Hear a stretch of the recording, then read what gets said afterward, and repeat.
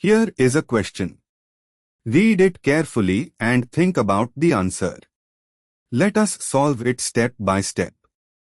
Let us begin solving this step by step. Identify the structure. The molecule shown is CH2, CU, CH2, CH2, CU, I, a 3-carbon chain where carbon 2 bears a CU group and carbon 3, the terminal carbon, also bears a CU group.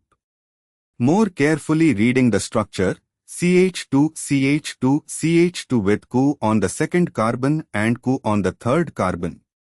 This gives hook CH2, CH2, CH2, CU when the CU groups are counted as part of the parent chain. Moving on to the next step. Determine the parent chain. The 2 carboxylic acid groups, CU, are at the ends of a chain. When naming dioic acids, alkanidioic acids, the CU carbons are included in the parent chain. The structure is hook CH2, CH2, CH2, CU. The 2 terminal CU carbons plus the 3 CH2 carbons in between give a total of 5 carbons in the longest chain containing both acid groups. Moving on to the next step. Apply IUPAC nomenclature.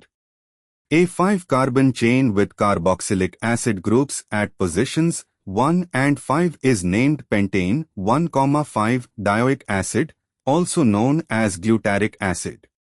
The suffix dioic acid is correct for a dicarboxylic acid where both CU groups are included in the parent chain count. And for the final step, evaluate options. A.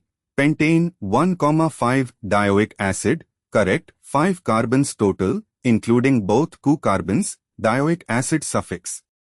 B. Pentane 1,5 dicarboxylic acid, incorrect, dicarboxylic acid suffix would imply the CU groups are substituents on a pentane chain, which would make it a 7-carbon compound, not the correct IUPAC format here.